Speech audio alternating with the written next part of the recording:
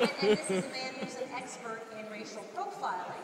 And so, to me, I guess I would, two things he said. The first was, he didn't understand why he was so angry. Number two, he didn't seem grateful that the police had come to his home. Again, from the guy who's the expert in racial profiling. Where does this conversation have to go? I'm not trying to be funny. I see people laughing in the first couple of rows. I am completely serious. So where does the conversation have to go that you have the expert in history of African American culture and the guy who's the expert in racial profiling for the police department, and they're not completely at odds with each other? Well, yeah. I think I want to answer your question, but I got to speak to Ms. Bernard. She's such a sharp sister. I think that the reality is, I'll tell you what sets the predicate for the assumption that there could be something amiss. Abner Louima, Sean Bell. So it's not, and we can name like 50, 60, 70 other names. Oscar Grant, who's begging for his life in Oakland, California.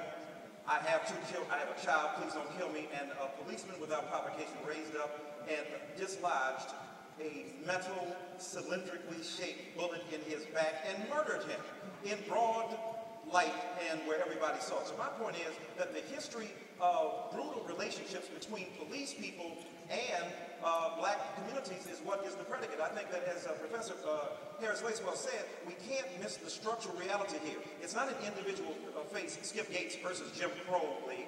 It is the reality that American society... How long have you waited for that to do that?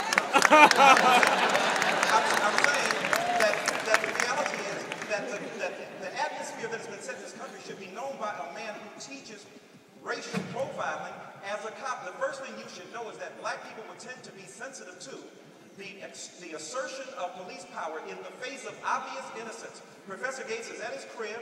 He has said, I'm here. The police report says, he says, this man is affiliated with Harvard, so send the Harvard police. Intellectually, cerebrally, epistemologically, you know that he's connected to Harvard. And yet you still call on a 5'7", 150-pound, cane-wielding black man the police. The reality is, did he see Professor Gates as a uppity Negro who broke the silent code that you should not ever see back? I think it's so for me, yes, Professor, people say, I disagree with Colin Powell and others, and even the president here, who said that perhaps Professor Gates over-responded.